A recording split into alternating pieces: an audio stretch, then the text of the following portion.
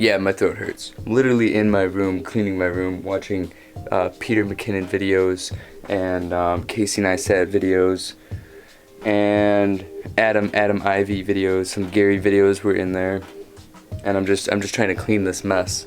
And I wanted to show you this mess. Look at that. Actually cleaning out my closet. Isn't that nice? Like, look at that.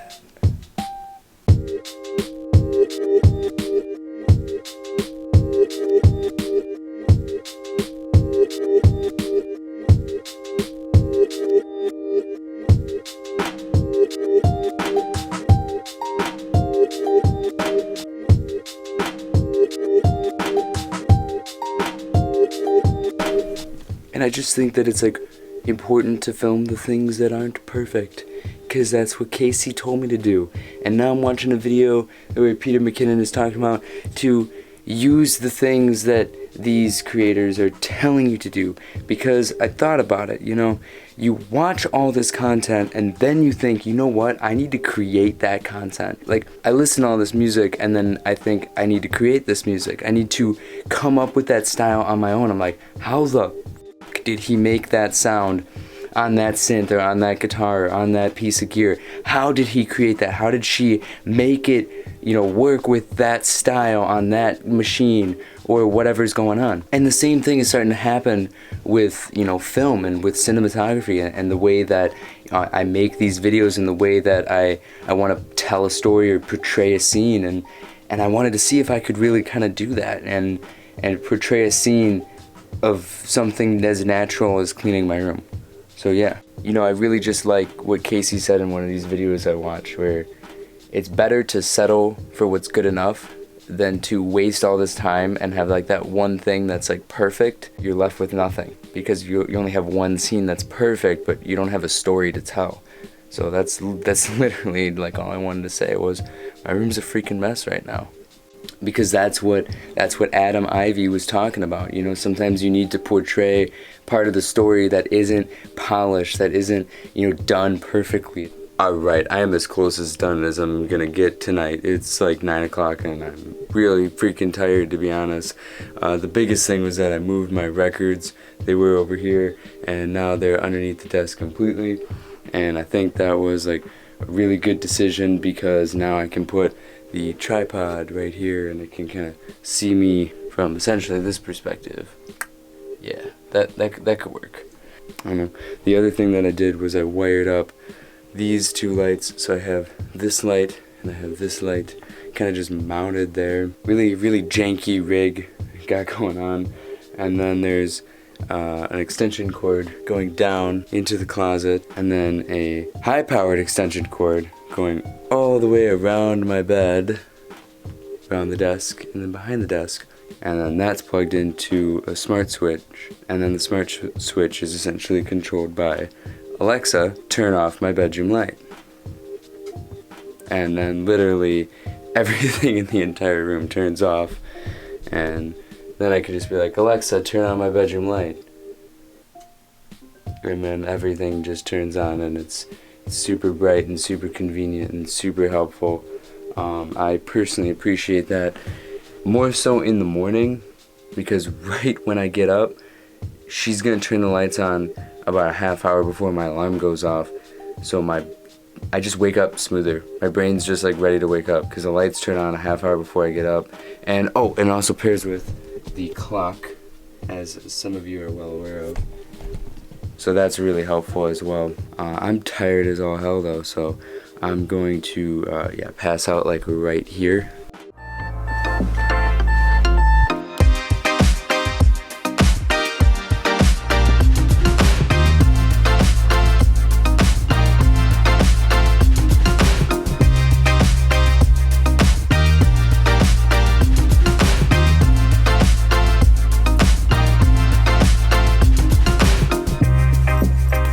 My hair's a little long, so let's fix that. Oh, that is so much better. It's here! It has arrived! And I'm so excited, because this is what I've been waiting for.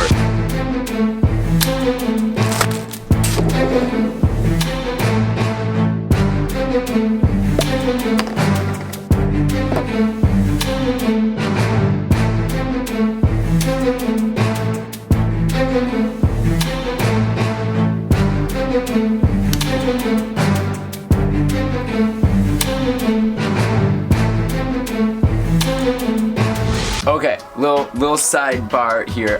First of all, I have this awesome light over here in the corner that I just got. It was like, you know, 20 bucks, 21 bucks, and then plus all the light bulbs, it brought it to about 30, 40 bucks. So excited, and so much to do in so little time. So on top of that little light, which provides like a perfect soft light right here on my face, like, oh, so gorgeous for, you know, being like 30 bucks and not like a $1,000 120D whatever aperture light. You guys know the classic like photography light that everyone loves.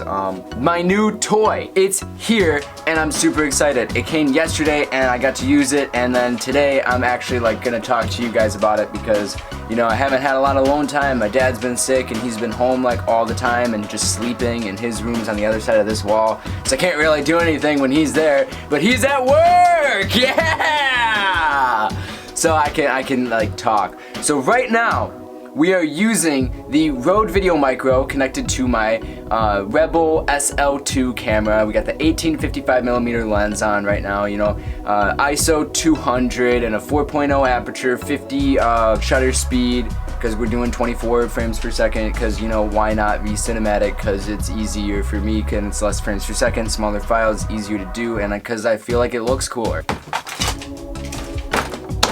Love having that shelf there. Everything is just so convenient now that I have that shelf there.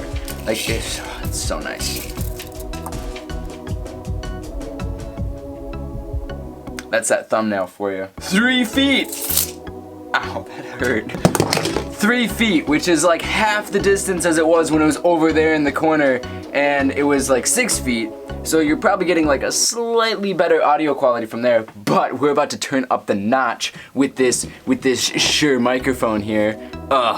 Beautiful classic microphone, you know, that Michael Jackson Thriller microphone, that classic podcaster microphone. Y'all know Joe Rogan, this is that microphone. But here's the thing, let's switch the audio right now. Let's just do one of these. Yeah. All right, ready? And now when I turn the recording on this, and then I have the audio already going on this, I always like to do little claps, and then you just align the audio clips that way. There's probably a way to do it in Final Cut like automatically, but this is just how I do it. So I just turn the gain all the way up to the max on my Scarlett 2i2, and we're about to switch from the camera to the microphone. And you can notice that instant switch, you know, like microphone and the camera. The camera, even with this cinematic radio voice, it just does not sound as epic as when you have the microphone. And the microphone just sounds so broadcast. It's amazing and I love it. Yeah, so there you go. That's nice when you're literally 3 inches away from the microphone, but sometimes I don't want to eat the microphone. So this is where the FetHead comes into play. There you go, now you can see that. Oh man, that autofocus is just so cool. God, Canons are awesome. Anyway, let's switch that up. So again, we're back on the camera microphone here. So we plug in. I could not find a video of someone actually setting it up, so here's a video of me actually setting it up. We plug in the FetHead here, and then we plug it into there, and it's that simple. It's literally that easy. I still have the gain on 10, and I'm gonna turn that down to about 5, and then I'm gonna turn on phantom power. Boom, just like that, done. Now we are using the FetHead. Same distance, but half the gain. So you might be like, okay, yeah, it's half the gain, so what? Well, now I can do this. And now I can position the microphone down here and turn the gain up just a little bit. We're about 8, maybe 9. Couldn't tell you. Actually, probably more like 7 or 8. And I'm just looking at the little green halo ring, and I'm trying to get it so that when I talk, it's pretty much solid green with a little bit of blinking. And then I'm looking at my Audacity meters here, and I'm trying to fall in around, you know, between -6 and -12 decibels. Okay, there, I fixed it. Now you can see now that the microphone is not in the camera shot, but yet you can hear me. You can hear me very well. And now if we compare the camera microphone, the Rode Video Micro, and then we compared the Shure microphone, which is, you know, about half the distance, so it's not like a fair comparison. We got the, we have the Rode microphone 3 feet away, but we have the Shure microphone about 1.5 feet away. So again, we're just having that difference every single time. So we went from the 50mm lens, putting me all the way over there, added some lights, now I get to use the 18mm lens and I can get you a little closer. We added the Shure microphone, and then I had better audio quality, but the microphone was in the shot. So I added the FetHead. Now we added the FetHead, we can pull the microphone out of the shot, we can get amazing vocal quality without, you know, seeing the microphone or having the camera. I could put the camera all the way back over there and go back and use the 50mm lens and you know, have a amazing audio quality. Yeah, sure. Now the microphone might be in the shot in that angle, but I could reposition the microphone. I could get a better mic stand. This is a desk stand because that's what I wanted. I don't really have a lot of floor space, so I use the desk stand. But you get the idea. I'm super excited because now I'm going to literally spend the rest of the day making videos. So if you look at my channel and you see a bunch of videos where I'm wearing the same outfit, it's because I made them all today, because I finally got all the gear that I wanted to, and all my excuses, all my gear excuses are gone, which is why I kept this as one consistent video. We started where I was talking about just doing it, screw it, do it, you know. The best camera is the one that you use. The best microphone is the one that you use. If you don't use it, it doesn't matter. You could have a $10,000 microphone, but if you don't use it, it doesn't matter. If it sits in your closet and never gets used, it's not the best microphone anymore. The best camera ever is the one on my phone because it's always in my pocket. That's why this is the best camera, which is kind of ironic, and I have to keep reminding myself because once I got this camera, because it's just so amazing and it's just so beautiful, like it just is, and you don't really notice it until you have it. Again, I'm gonna do a video on that in a moment here about the camera and you know, my thoughts on the camera. But I don't always have it on me, and it requires a little bit more. It restricts mobility. I'm a minimalist at heart, right? I'm a gear addict as well, though, so it's this constant balance. But at the end of the day, I love being a minimalist. I love having very little in my pockets, like my keys and my phone. This is why I have a wallet case, right? I can just pull out my cards from my phone very easily. And I do that on purpose, you know. I do that so that I don't have to constantly carry a wallet.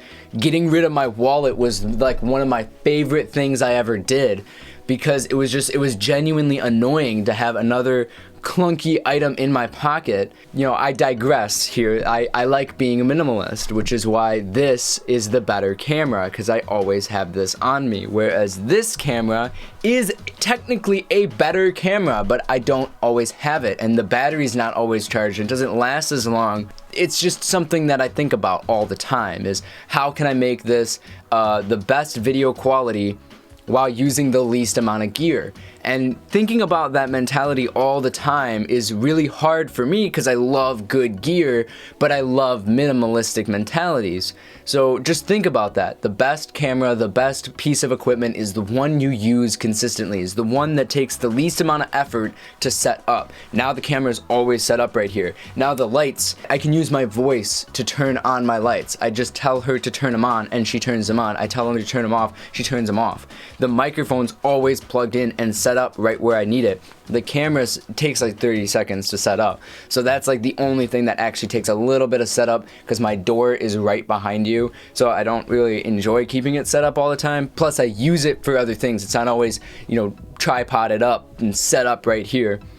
But the point is, the thing that is the best is the thing that you use the most. And it's that simple. If you don't do it, if you don't use it, if you don't create and you don't make, it doesn't matter. At the end of the day, it just doesn't matter. You have to do what you're going to do. If you say, I want to be a famous YouTuber, well then make a bunch of videos. And that's what I'm about to do right now.